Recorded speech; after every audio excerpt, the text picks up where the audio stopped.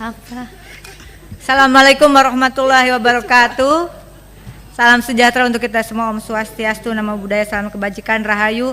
Yang kami hormati pimpinan dan anggota Komisi 6 DPR RI, yang kami hormati dari Kementerian Koperasi, Menteri Koperasi, Wakil Menteri Koperasi dan seluruh jajarannya. Maaf kalau tadi saya agak memaksa untuk minta disebutkan siapa yang hadir, terutama di meja depan, karena ini adalah rapat resmi dan kita disaksikan oleh seluruh Indonesia begitu. Dan yang kedua, karena saya selalu mencatat Pak Wamen, mencatat siapa saja dari kementerian yang hadir, manakala nanti ada hal-hal hil-hil yang mustahil, saya punya catatannya begitu. Anda bicara apa, tanggal berapa, jam berapa. Nah, saya apresiasi dengan presentasi dari Menteri Koperasi tadi, dan sangat mengapresiasi karena dari mitra sebelumnya saya kira ini adalah pemaparan yang memaparkan tentang dasar hukum, sehingga mungkin tapi nanti kalau boleh pemaparannya dimulai dengan dasar hukum Bapak. Dan saya mendukung pemisahan Kementerian Koperasi dari UMKM, pertama karena ini akan mengubah perspektif kita tentang koperasi yang seolah-olah skala bisnisnya hanya bersifat UMKM begitu. Padahal kalau kita lihat di negara-negara lain, misalnya contohnya adalah koperasi yang kemudian mendirikan salah satu bank yang diperhitungkan di dunia, Rabobank misalnya, lalu kemudian ada Koperasi Fair Price milik National Trade Union Congress atau Federasi Serikat Buruh Singapura, dan ini tentu saja menjadi saya sangat mendukung dan saya sangat gembira akhirnya ada keputusan politik dari pemimpin nasional untuk memisahkan koperasi dari UMKM. Itu yang pertama. Yang kedua, sehingga dasar hukum menjadi pertimbangan yang menurut saya penting, karena kalau kita lihat tidak mungkin kementerian lembaga berjalan tanpa dasar dan payung hukum yang kuat. Dan kalau kita lihat ini sudah dipaparkan di halaman 9, mudah-mudahan nanti di pertemuan berikutnya dasar hukum ini ada di bagian depan. Saat ini dasar hukumnya adalah Peraturan Pemerintah Nomor 7 Tahun 2021 tentang kemudahan perlindungan dan pemberdayaan koperasi, masih dengan UMKM begitu. Yang ini, yang PP-nya masih dengan UMKM. Sehingga kehendak yang luar biasa dari Presiden Prabowo ini, rasanya kita juga perlu memperbaiki aturan atau regulasi. Saya masuk ke politik legislasi, dan politik legislasi kita tentu saja berdasarkan Undang-Undang Nomor 12 Tahun 2011 tentang pembentukan peraturan perundang-undangan. Di pasal 7 ada hierarkinya. Hierarki tentang pembentukan peraturan perundang-undangan dimulai dengan, betul sekali di sini, Undang-Undang Dasar tahun 1945 pasal 33 ayat 1. Perekonomian disusun sebagai usaha bersama berdasar atas asas kekeluargaan. Ayat 4-nya, perekonomian nasional diselenggarakan berdasarkan atas demokrasi ekonomi, dan seterusnya begitu.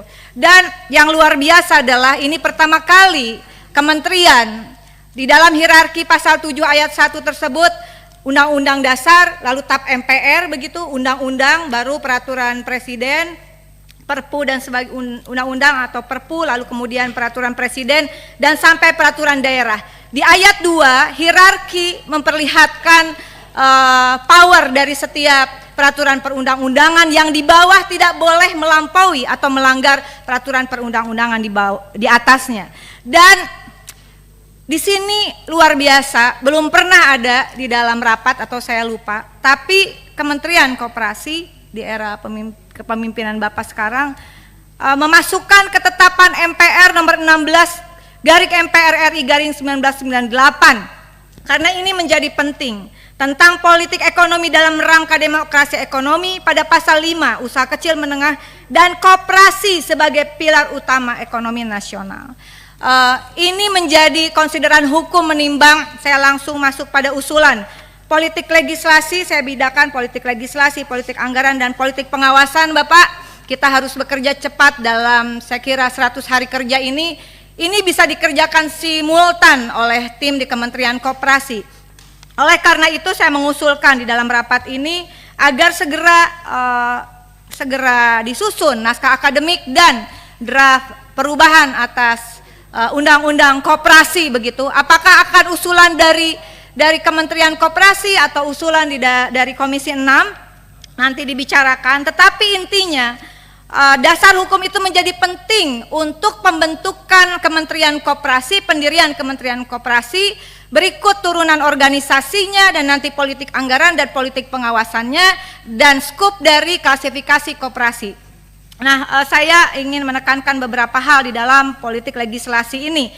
Ada yang namanya Bapak nanti karena ada catatan-catatan penting di dalam Undang-Undang Cipta Kerja yang juga saya kritisi sebetulnya pada saat pembahasan, bahwa misalnya koperasi ini heavy-nya bukan pada investasi finansial, tetapi pada pembagian hasil terhadap anggota begitu.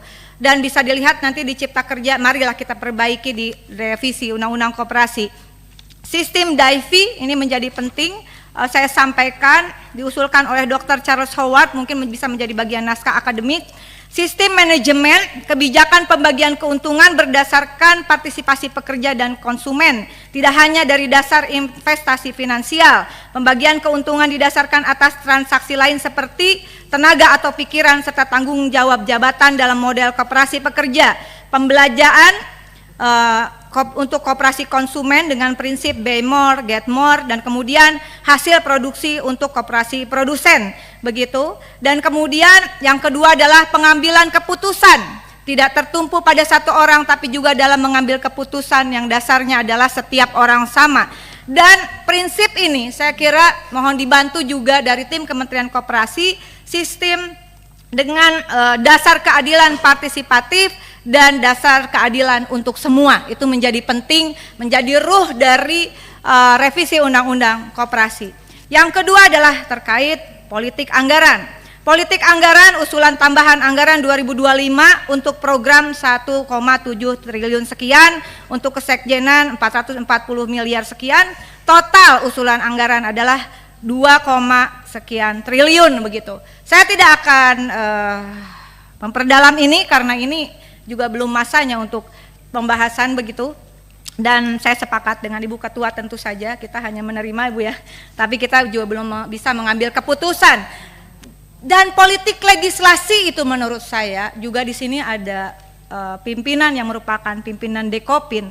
Kita harus bergegas Bapak, karena dari revisi Undang-Undang Koperasi itu maka akan terlihat postur yang kokoh atau tidak terhadap politik anggaran kepada Kementerian Koperasi. Tidak bisa hanya statement politik. Statement politik itu harus berubah menjadi keputusan politik, norma yuridis berkekuatan hukum tetap. Dan karena itu saya setidaknya mudah-mudahan mendapatkan dukungan.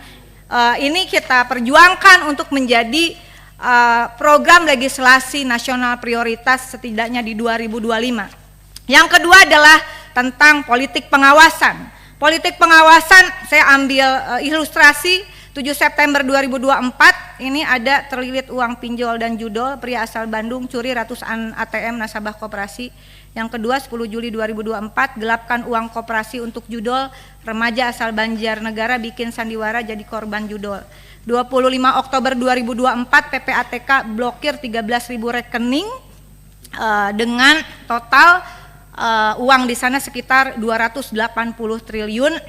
Dan kemudian tadi sudah disampaikan ada apa tadi namanya tuh, rentenir ya, rentenir. Tapi saya dalam politik pengawasan ini saya ingin fokus pada pinjaman online ilegal berkedok koperasi ya, dengan modus mudah, pinjamannya mudah, cepat, biaya besar, bunga tinggi, jangka waktu pinjaman pendek. Fintech lending ilegal ini menggunakan aplikasi website seolah legalitas koperasinya di-approve oleh Kementerian Koperasi UMKM. Nah, Bapak, dari temuan PPATK ini, dan tentu saja jangan sampai kami mendukung agar jangan sampai kecolongan lagi ada ordal ini di Kementerian Koperasi. Mungkin bisa berkomunikasi untuk berkoordinasi dengan PPATK. Apakah ada juga dari ASN di Kementerian Koperasi, barangkali ada yang terlibat juga, atau segeralah mungkin membentuk tim mengenai fintech ilegal atau pinjol berkedok koperasi ini, apakah ada keterlibatan ordal di dalam mengapprove ya, dan seolah-olah dia sudah dapat izin pinjol ini. Yang kemudian juga penting adalah ini pinjol itu servernya 22% di Indonesia begitu, sisanya di luar negeri. Dan saya terinspirasi dengan apa yang disampaikan Pak Menteri pada tanggal 22 Agustus 2023, waktu itu masih di Kominfo, bahwa judi online dan pinjol ilegal dianggap kakak adik, ujungnya kriminalitas. Daya rusak sosialnya tidak lagi bisa didiamkan. Sepakat Pak, sikat mafia pinjol dan judol. Ada kurang lebih masyarakat kita terlibat pinjol 138 triliun Bapak. Nah, penting kiranya untuk saya kira antara pinjol ilegal berkedok koperasi, lalu kemudian ada judi online di dalamnya, lalu nanti ada kaitannya dengan tindak pidana pencucian uang, lalu ada kaitannya dengan tindak perdagangan manusia, TPPO begitu. Mohon di awal kita tidak usah berbasa-basi kayaknya, karena Pak Menteri ini lagi jadi sorotan ya dengan adanya ordal di kementerian yang lama. Dan saya berharap langkah cepat salah satunya adalah screening Pak di kementerian Bapak, termasuk yang terlibat pinjol or judol, karena di BUMN saja contohnya Indofarma itu terlibat pinjol, pakai uang perusahaan bayarnya. Kemudian judol, apakah ada yang terlibat di dalam judol atau kemudian dia terlibat sebagai ordal di dalam skema sindikat pinjol berkedok koperasi. Penting Pak, kasih gebrakan Pak. Dan ini saya kira program 100 hari kerja, kalau memang ada yang terlibat langsung pecat Pak, langsung beri sanksi dan usulkan. Saya sudah mengusulkan secara terbuka sanksinya kepada ASN yang terlibat ke dalam judol adalah Undang-Undang ITE, Undang-Undang KUHP, dan Undang-Undang tentang penyelenggaraan negara yang bebas dan bersih dari korupsi, kolusi, dan nepotisme. Demikian pimpinan, mudah-mudahan memang agak panjang, tapi saya datang pertama karena dikasih terakhir. Mudah-mudahan sebagai penutup, terima kasih Ibu Ketua yang selalu memberi kesempatan. Wallahul muwaffiq ila aqwamit thoriq. Wassalamualaikum warahmatullahi wabarakatuh. Waalaikumsalam.